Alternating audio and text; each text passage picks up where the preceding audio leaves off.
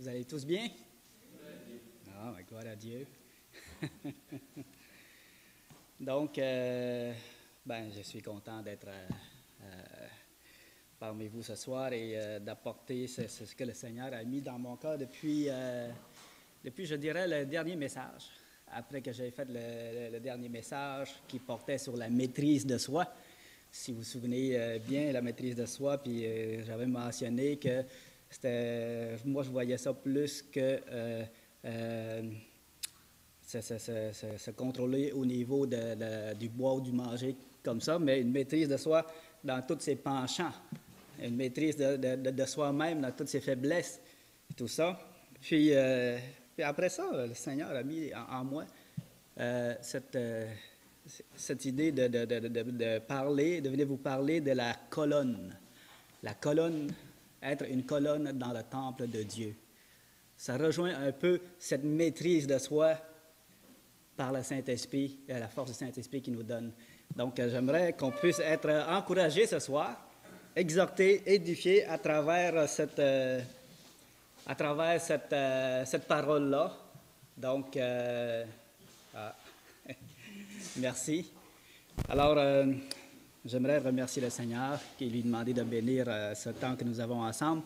Oui, Père Saint, puisses-tu bénir ta parole, Seigneur Dieu.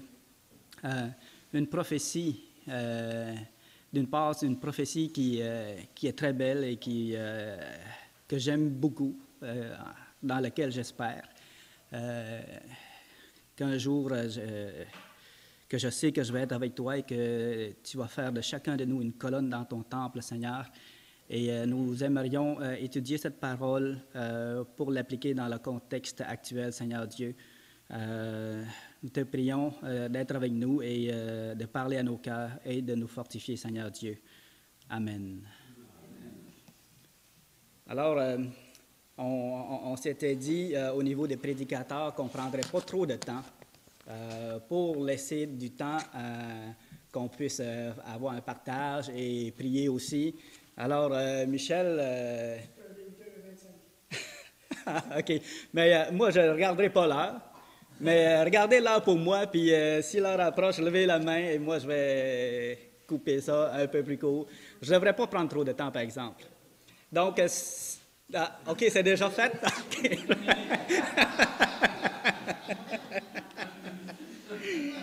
Alors, si vous voulez tourner, la parole avec moi dans Apocalypse. Apocalypse 3, le verset 11, c'est plus 12 qu'on va s'attarder, mais on va partir du verset 11. Apocalypse 3, le verset 11. Je viens bientôt, retiens ce que tu as, afin que personne ne prenne ta couronne. Celui qui vaincra, je ferai de lui une colonne dans le temple de mon Dieu. Il n'en sortira plus. J'écrirai sur lui le nom de mon Dieu, le nom de la ville de mon Dieu, de la nouvelle Jérusalem qui descend du ciel, d'auprès de mon Dieu, et mon nom nouveau. Que celui qui a des oreilles entende ce que l'Esprit dit aux églises. Je ne sais pas si jusqu'à quel point ce verset peut vous parler, mais moi, les lettres que le Seigneur a commandé d'écrire à chaque Église, c'est une exhortation qui s'adresse à eux. Le Seigneur, la plupart des Églises, le Seigneur révèle des points à redresser dans ces Églises-là. Puis, à la fin, il y a toujours cette promesse. Hein? À chaque Église, il y avait une promesse. Et c'est toutes des belles promesses. Moi, je les ai toutes soulignées, surlignées. J'ai mis même des commentaires parce que moi, j'ai hâte. J'ai hâte d'arriver à ce point-là où le Seigneur va vraiment accomplir ses promesses. Puis, dans ce cas-ci, à celui qui vaincra, je ferai de lui une colonne dans le temple de mon Dieu. Il n'en sortira plus. Ça veut dire qu'on va être avec lui pour l'éternité. Est-ce que vous avez hâte? Oui. Il me semble que... Hein? Dans le temple de Dieu, c'est pas sur la terre. Hein, c'est pas sur la terre. Même le plus beau des paradis terrestres ne peut égaler au royaume de Dieu. à la maison que Dieu a préparée pour nous. Donc, c'est fortifiant de lire ces versets-là, ces promesses-là. Puis, moi, ça me parle à chaque fois, puis je me suis dit, ah, oui, c'est des versets que je connais, que j'ai connus, puis que pour cette raison, ben, j'ai tendance à les oublier, à pas les relire, mais il faut les relire. Il faut les relire, parce qu'ils continuent à nous parler, à nous fortifier. Donc, le verset 13, ça dit que celui qui a des oreilles entende ce que l'Esprit dit aux églises. Qu'est-ce que ça veut dire, ça? Ça veut dire que oui, regarde, la lettre a été adressée à l'église de Philadelphie, mais que celui qui a des oreilles entende ce que l'Esprit dit aux églises. Ça veut dire que ceux qui veulent bien comprendre, ceux qui veulent bien entendre, qui veulent bien prendre garde à cette parole-là, eh bien, ça vous concerne également. Ça vous concerne également. Prenez-le comme pour vous. C'est ça que ça veut dire. Prenez-le comme pour vous, ces promesses-là. Donc, en tout cas, moi, c'est ce que je fais. Depuis un bon bout de temps, je le prends pour moi. Toutes les promesses de Dieu sont pour moi. Hein? C'est le fun de dire ça. Toutes les promesses de Dieu sont pour vous, pour vous, pour vous, pour vous, pour nous tous qui croyons. Donc, c'est le fun de dire ça, puis c'est des belles promesses. Et puis, on sait que Dieu tient ses promesses. Il n'est pas un homme pour trahir sa parole ou pour changer d'idée. Hein? C'est écrit dans le ciel. C'est écrit ici, mais c'est écrit dans le ciel aussi. Donc, ça va s'accomplir. Gloire à Dieu. Moi, je suis content, puis j'ai hâte. Alors, mais ce soir, je ne veux pas faire... mon but, ce n'est pas de faire une étude sur cette prophétie-là, mais c'est plutôt une exhortation. Une exhortation pour chacun de nous, pour chacun de vous, pour moi-même, pour que nous puissions être une colonne dans le temple de Dieu, déjà même ici sur cette terre. Ce serait ça, l'exhortation que je vous adresse aujourd'hui. C'est parce que sur cette terre même, Dieu veut que nous soyons des colonnes dans son temple. Hein? Vous êtes d'accord avec moi? Oui. On peut aller lire Éphésiens 4 ensemble. Éphésiens 4, justement, ça parle du perfectionnement des saints et ça parle de cette exhortation qui nous amène à la stature parfaite de Christ. Si vous pouvez le lire, s'il vous plaît, du verset 11 à 14.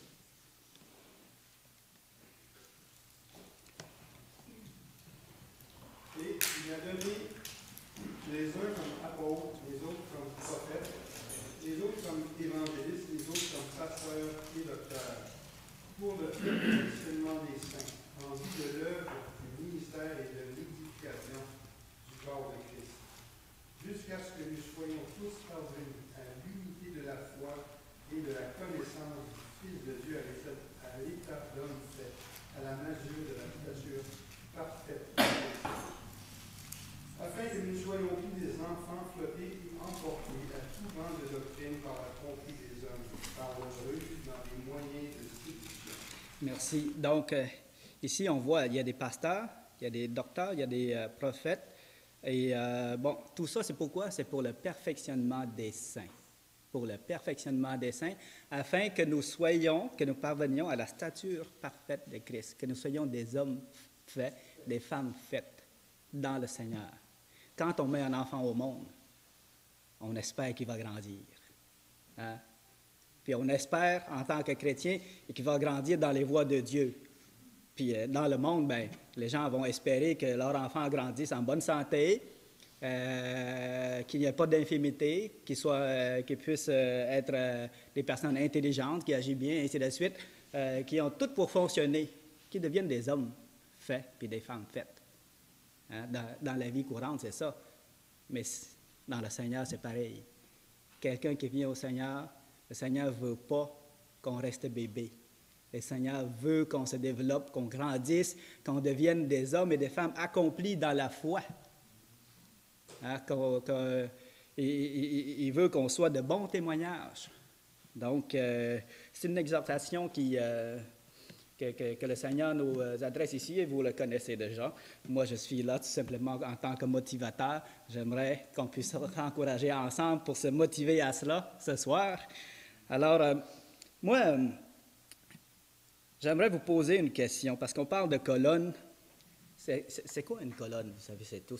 Vous savez tous évidemment c'est quoi une colonne? Oui. Donc, sa fonction principale, notre frère vient de dire, ça supporte l'édifice. Hein, puis, est-ce que dans un temple, il y a juste une colonne?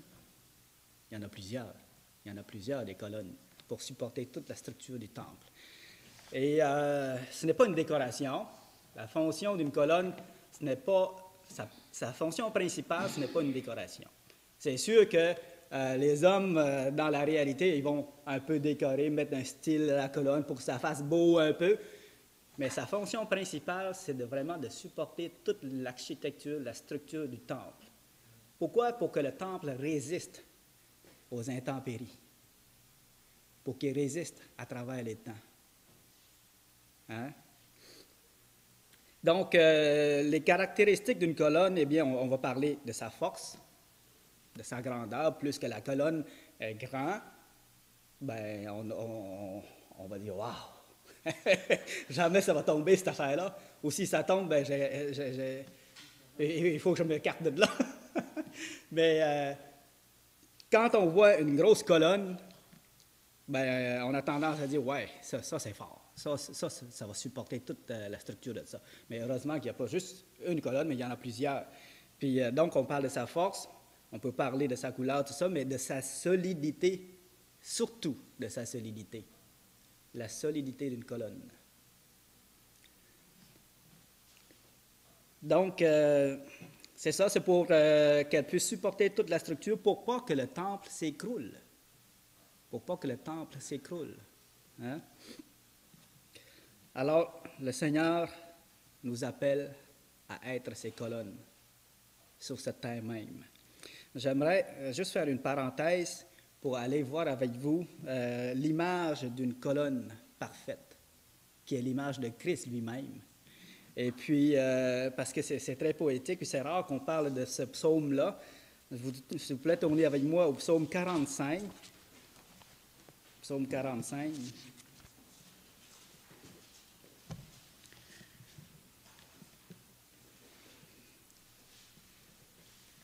Alors, je vais lire pas mal de versets parce que j'aime beaucoup ça, ces paroles-là. Puis, à un moment donné, je l'ai cité à Dara Paka là, pour lui montrer comment que c'est beau et comment que j'aime ça.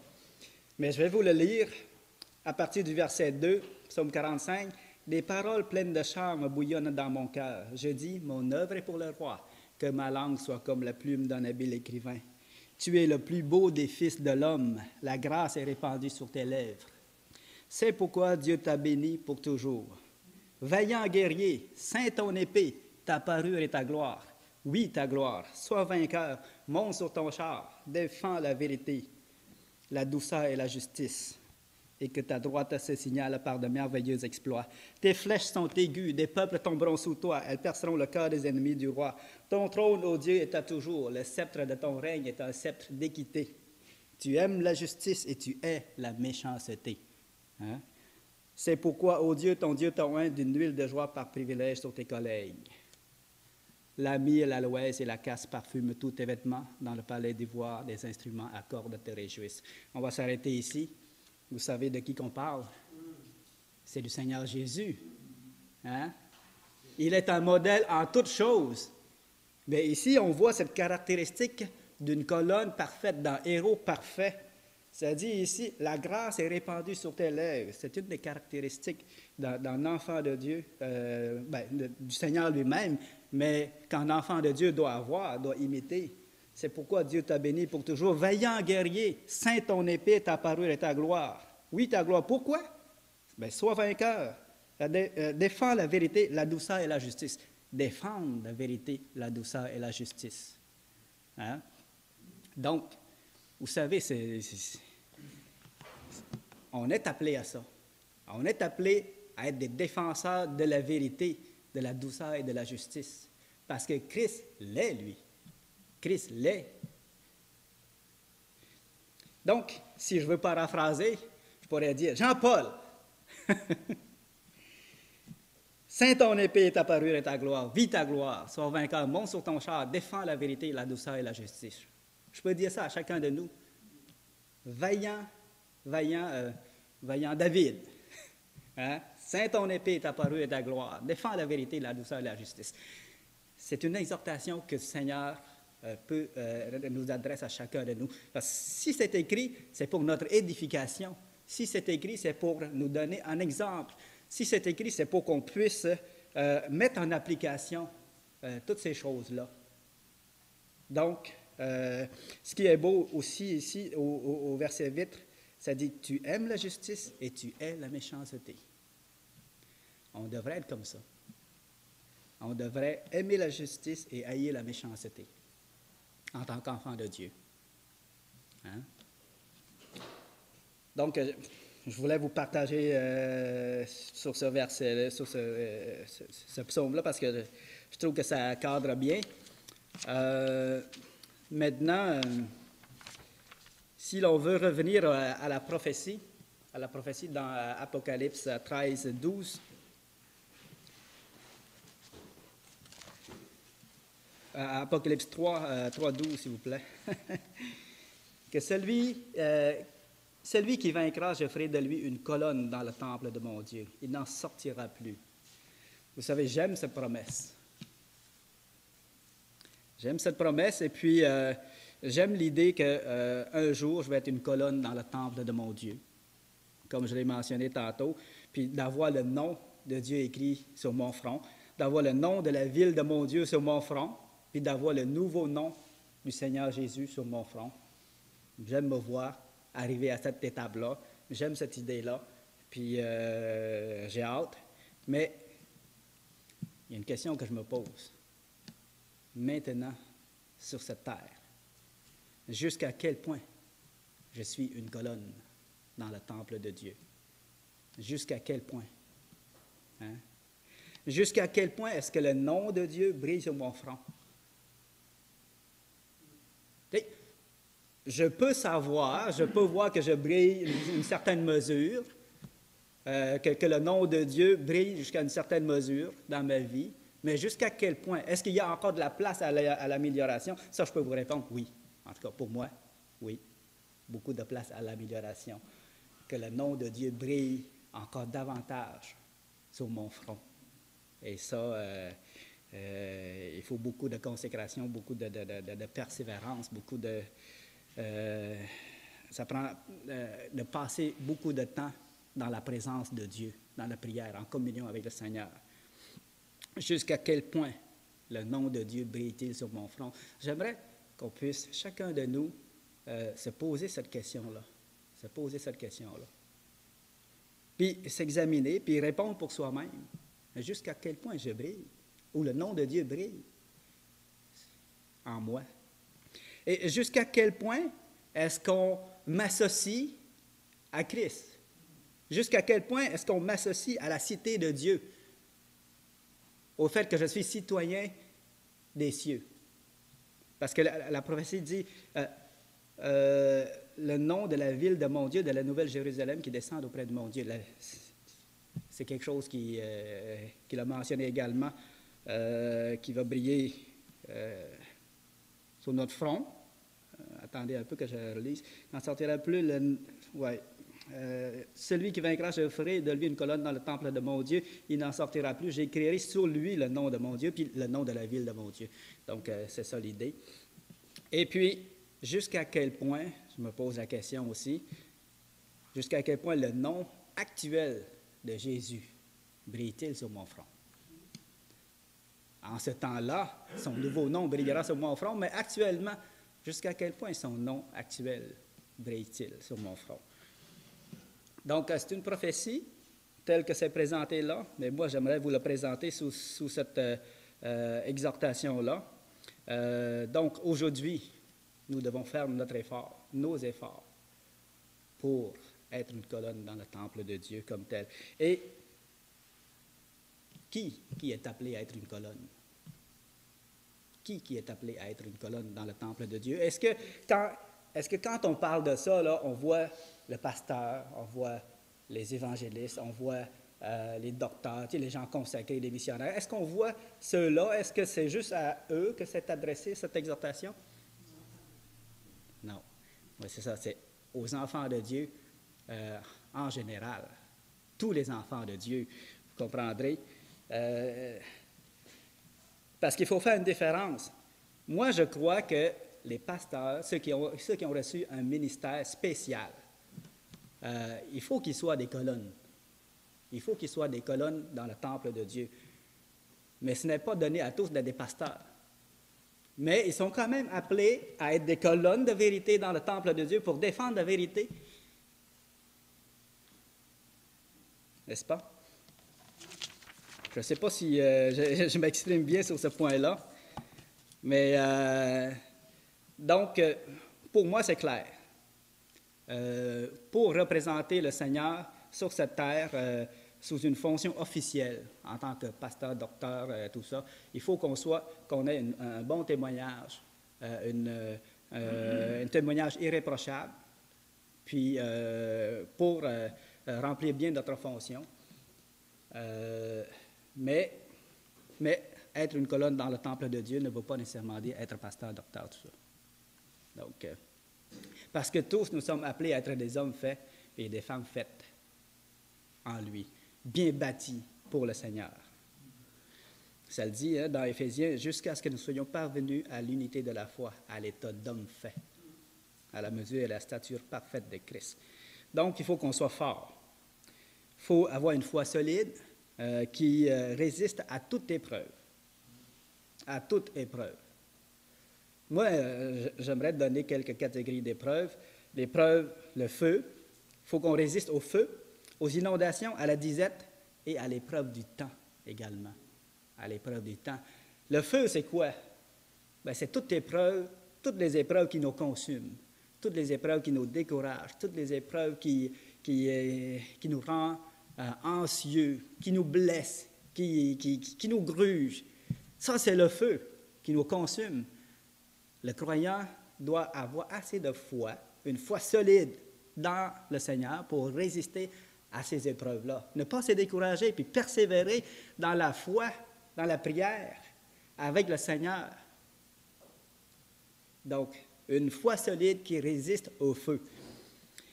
Aux inondations. C'est quoi les inondations? Tout le flot de pensées qui nous viennent, tout le flot de tentations qui nous arrivent, tous les flots de doctrines qui nous arrivent, nous devons résister à ces inondations-là. Puis se tenir debout en tant que colonne de Dieu dans le temple de Dieu, en sa présence, et rendre un bon témoignage de foi qui va fortifier nos frères et sœurs également. Il faut aussi résister dans les temps de disette, parce qu'en tant que chrétien, on passe aussi par le temps de disette spirituelle. Imaginez si, à un moment donné, vous vous retrouvez à un endroit où les frères et sœurs ne sont plus là, il n'y a pas d'assemblée dans laquelle vous pouvez aller, vous êtes pris, il n'y a pas de dimanche matin, de culte du dimanche matin, il n'y a pas de soirée du mercredi, vous êtes comme livré à vous-même tout seul. Vous ne pouvez pas vous fier aux frères et sœurs dans ce cas-là. C'est un temps de disette spirituelle. Et il faut passer à travers ça. Il faut passer à travers ça. Avoir une foi assez solide pour dire, regarde, Dieu est présent avec moi. Puis je persévère, je continue dans cette foi-là. Je passe à travers ce temps de disette spirituelle. Hein? Et puis, l'épreuve du temps. L'épreuve du temps. Ça, c'est quelque chose. Moi, j'aimerais vous demander combien de personnes, sans faire de discrimination pour les nouveaux venus, là, hein? J'aimerais demander combien de personnes ça fait 10 ans que vous êtes au Seigneur. Combien? Plus que 10 ans? 15 ans? 15 ans, 20 ans? 25 ans, et ainsi de suite? Beaucoup plus que 10 ans. Beaucoup plus que 10 ans? Bien, gloire à Dieu. Moi, je remercie le Seigneur pour ça. Je remercie le Seigneur aussi pour les nouveaux venus, les nouveaux convertis, ainsi de suite, parce que c'est eux qui vont grandir, qui vont prendre la relève, puis qui vont devenir des colonnes aussi dans le temple de Dieu, puis qui vont continuer l'œuvre de Dieu, qui va rendre le temple fort. C'est ça. Mais j'aimerais souligner votre persévérance, votre foi, la solidité de votre foi, votre fidélité dans le Seigneur. Vous savez, au travail, ils soulignent ça, les 10 années de service, les 15 ans de service, les 20 ans de service. Pourquoi ils soulignent ça? Bien, parce que la persévérance a sa valeur. La persévérance, ça a une beauté et ça a une utilité. Et dans ce que notre frère, dimanche passé, quand il nous a partagé en parlant de la terre, j'aimerais vous lire ce verset-là qu'il nous a lu, Luc 8, 15. Ce qui est tombé dans la bonne terre, ce sont ceux qui, ayant entendu la parole avec un cœur honnête et bon, la retiennent et portent du fruit avec persévérance. C'est là que ça m'a fait penser, la persévérance. C'est quelque chose. Puis, je rends grâce au Seigneur pour tous ceux qui ont persévéré en lui. Puis, félicitations, bravo, merci Seigneur pour votre foi, pour votre fidélité, tout ça, parce que vous rendez un bon témoignage envers le monde, envers tous ceux qui viennent d'arriver au Seigneur. Vous êtes un support pour eux. Vous agissez en tant que guide, puis même le simple fait de persister à venir à l'Assemblée, ça fait en sorte que vous êtes ce noyau-là dans le temple de Dieu, au moins le temple local, qui va soutenir ce temple-là, qui va faire en sorte que ça continue, ça persévère. Donc, bravo. Que le Seigneur continue cette œuvre dans chacun de vos cœurs et dans le mien également. Personnellement, moi, ça fait plus de 25 ans à peu près.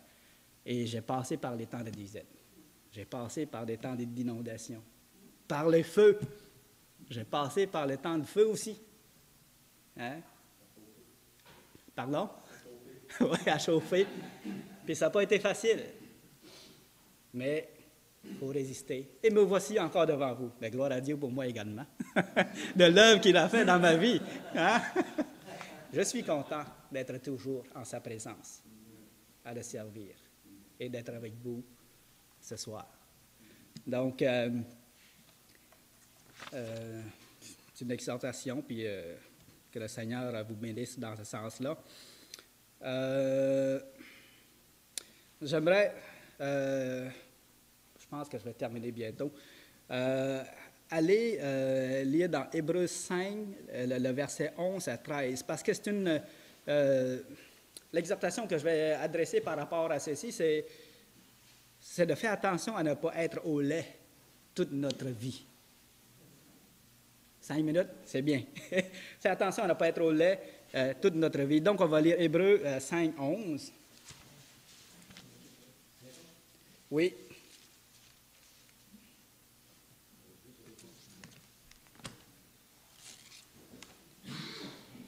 Donc, nous avons beaucoup à dire là-dessus et les choses difficiles à expliquer parce que vous êtes devenus lents à comprendre. Vous, en effet, qui depuis longtemps deviez être des maîtres, vous avez encore besoin qu'on vous enseigne les premiers rudiments des oracles de Dieu. Vous en êtes venus à avoir besoin de lait et non de nourriture solide. Or, quiconque en est au lait n'a pas l'expérience de la parole de justice, car il est un enfant. Ici, au fond, ce que l'apôtre est en train de dire, écoutez, là, depuis le temps, on ne peut même pas se fier sur vous pour défendre la vérité de Dieu. Vous êtes encore des enfants.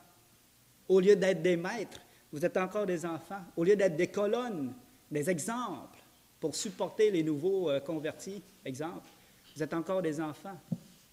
Vous avez besoin qu'on vous enseigne les choses élémentaires de la parole, au lieu que ce soit vous qui enseignez. Donc, c'est un exemple à ne pas suivre. Et comme je l'ai mentionné, quand on met un enfant au monde, c'est pour qu'il devienne des adultes, des hommes faits. Et dans le Seigneur désire et veut, dans son plan, là, il n'y a pas de plan que le Seigneur a fait pour quelqu'un pour qu'il reste bébé, spirituellement parlant. Il n'y a pas de plan comme ça. Je ne crois pas. Le Seigneur, dans le plan qu'il a pour chacun de nous, là, c'est que vous venez au Seigneur, vous croissiez, qu'on croisse, que moi je croisse, puis que je devienne un homme parfait, un disciple parfait, plein de zèle en lui, qui va marcher dans sa présence, qui va rendre un bon témoignage, qui va être capable de défendre la vérité, la douceur et la justice,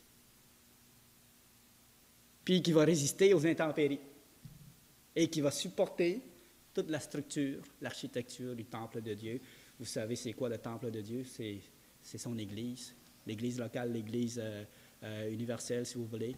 Alors, il faut que ce soir, bien, je vous ouvre mon cœur à quelques reprises et je vous invite à être exhorté par cette parole-là, puis j'espère que ça va nous motiver, chacun de nous, à plus nous approcher de lui, puis à nous affermir en lui. Donc, que le Seigneur vous bénisse. Michel avait levé sa main. Donc, je l'inviterai à venir en avant.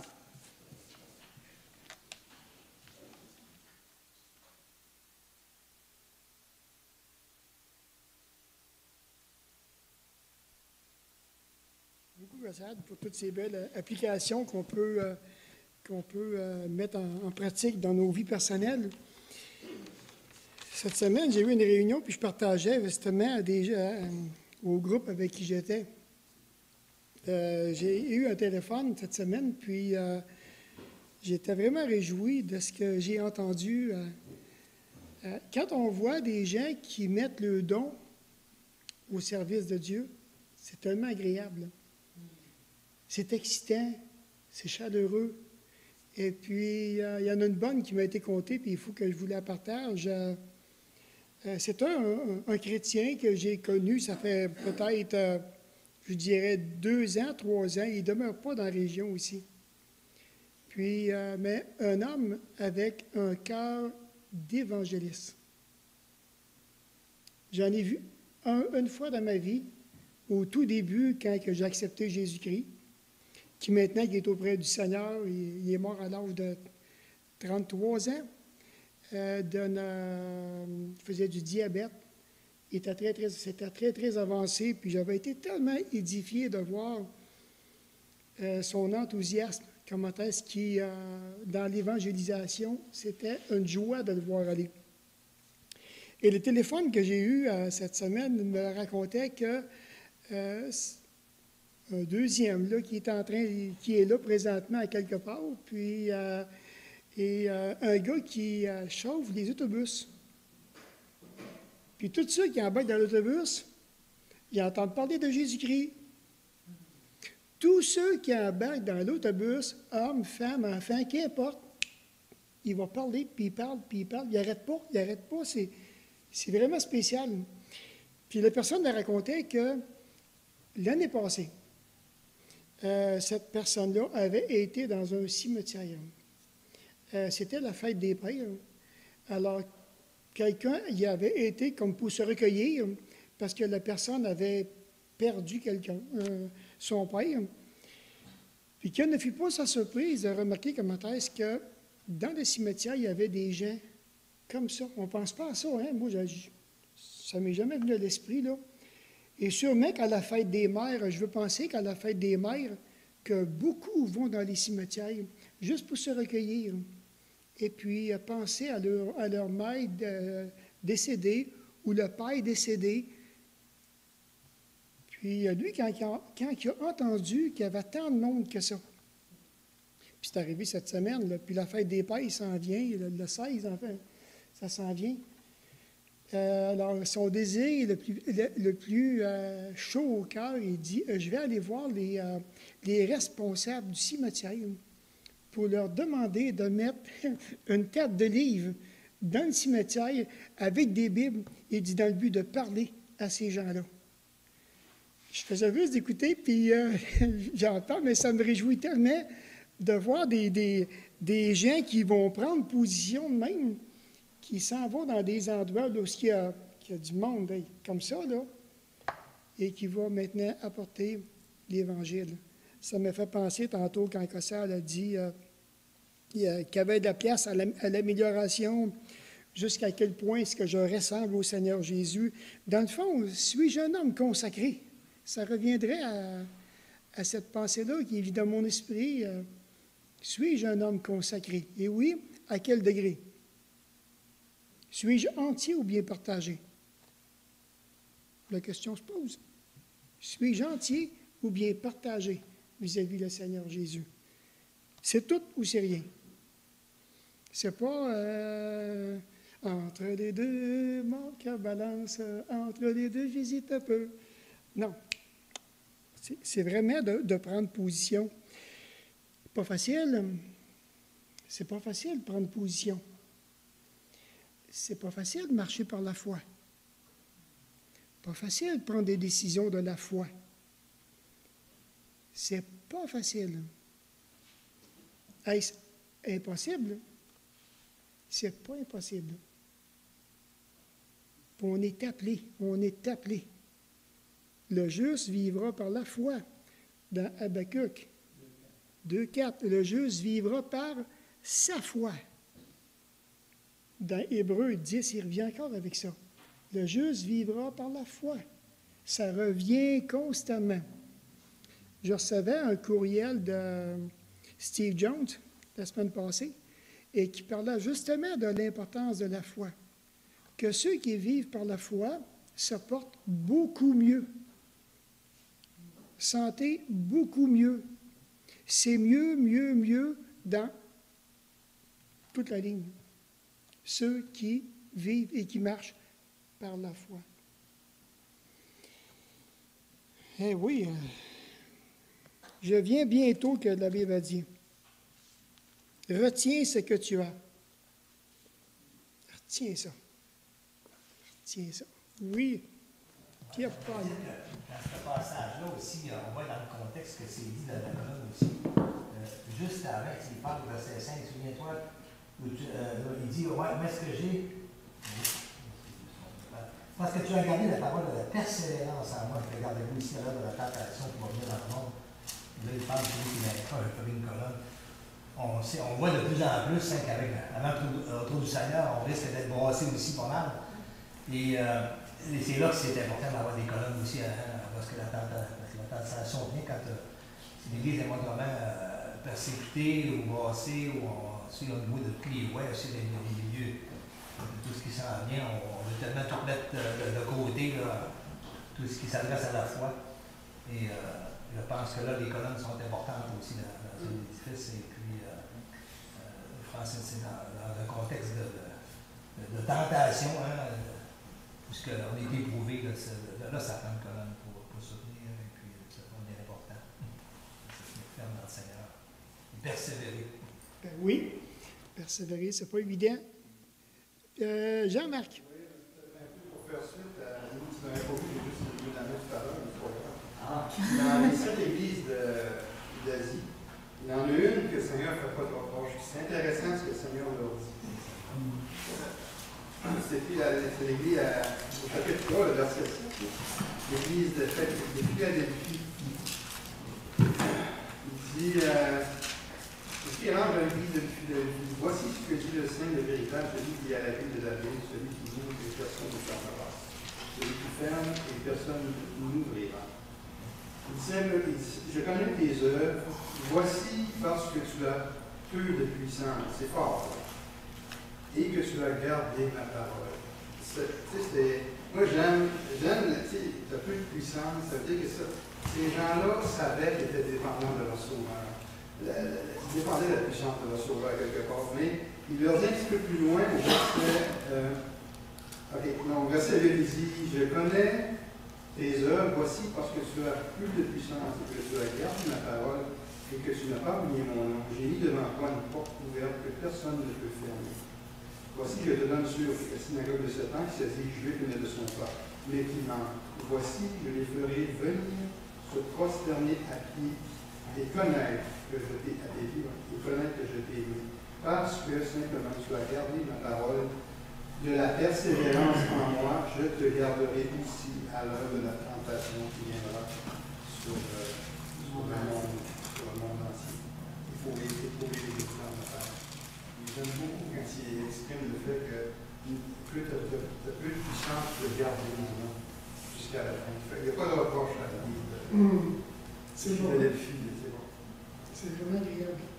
OK. Est-ce qu'il y en a qui voudraient partager d'autres choses? Non? Alors, à ce moment-là, on va dire bonjour à ceux qui sont sur Internet, qui sont avec nous.